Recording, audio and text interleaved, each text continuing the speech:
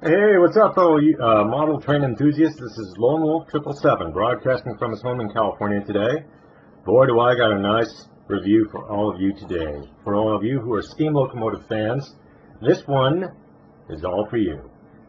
This is the Santa Fe 210-2, commonly referred to as the Santa Fe type steam locomotive.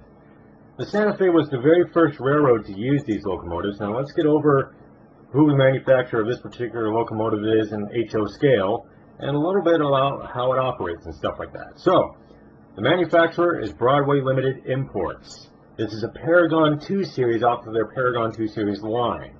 They have a Paragon 3 and a hybrid series for both steam locomotives and hybrid diesels, or should I say diesel locomotives. So they have a lot of lines for their products. Check them out at BroadwayLimitedImports.com. So, basically, I did some modifications to this locomotive. As you can see here, there's some glue residue. I did my best to try to avoid that. I basically attached the KD158s. This one's a long shank coupler. I also installed the PWRS Magnalock air hose. That was a little bit of a tricky installation, not easy. As you can see, the locomotive number is number 3890. This, again, is a 210-2 steam locomotive. Now, let's get an overview. As you can see here, we have one of those specialized smokestacks. I'll try to get it in close enough.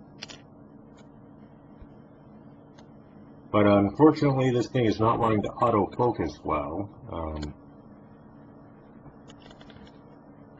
If I could do that.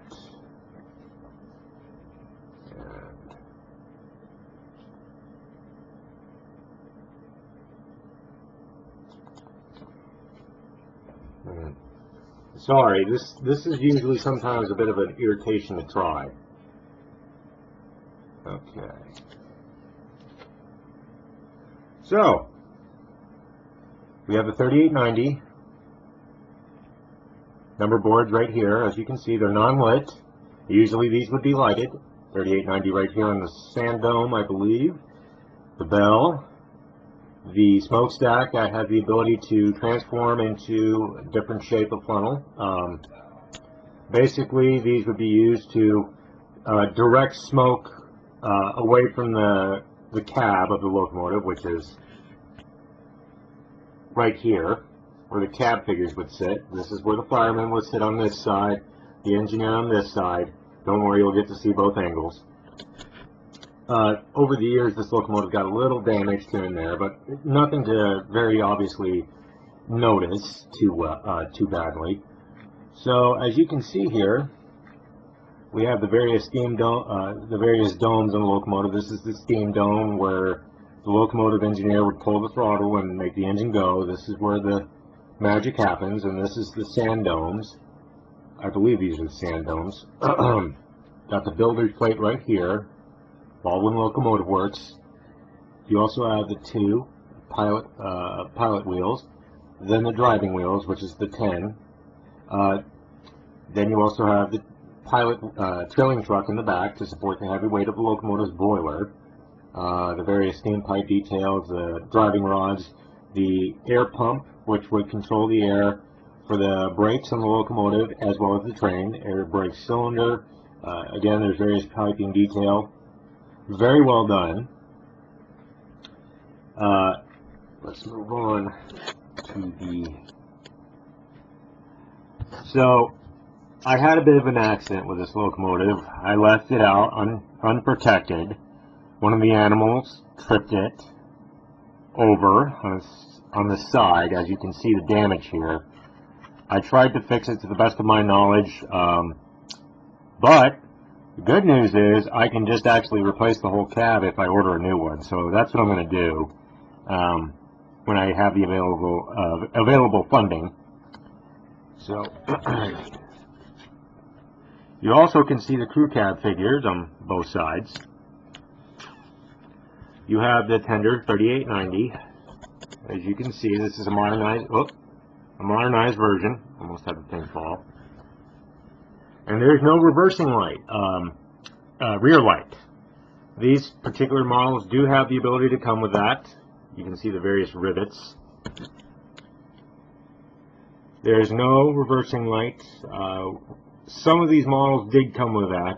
This one has a tail light, non-operational. I'm going to try to find a way to get that operational. It would be very cool to get a red light operating. So let's try to get a shot of the rear.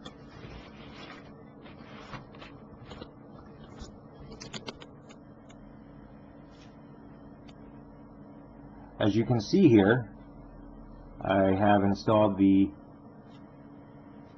PWRS Magnum Lock air hose for this side. As you can see, it's angled at in a way to where it will couple up with other Magnum Lock air hoses. I have a KD158 coupler. This is the dummy reversing end light. I want to make that lit up as soon as possible.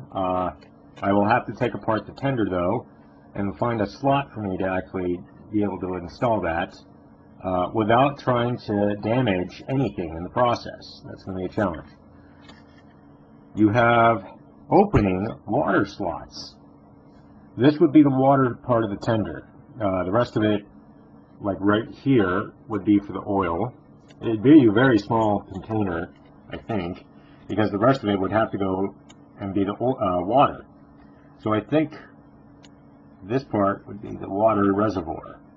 This part would be the oil part. I'm not sure. I'll have to look this history up. I've done a lot of research to this locomotive, as much as I could, but only to the best of my knowledge. Broadway Limited did a very great job on this locomotive. It did receive a little bit of harsh criticism. Not too bad, but I think it's an excellent locomotive. I think it's an epic one. I want to show you all something very cool. For all of you who are wondering, well, if it's got 10 wheels, how's it going to turn? There's 8 wheels with flanges. The one in the middle, as you see here, that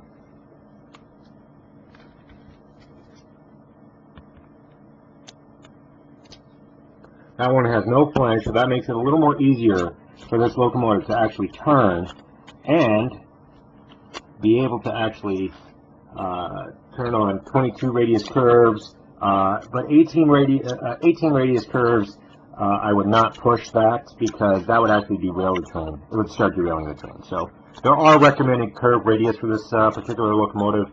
I would try to actually keep that in mind. Anyways, well, I hope you've enjoyed this video. Comment, like, subscribe. If you've got any questions, throw them down in the comment section below, and I will try to get back to them as soon as possible. Lone Wolf 777 signing off. See you down the rails. Peace out.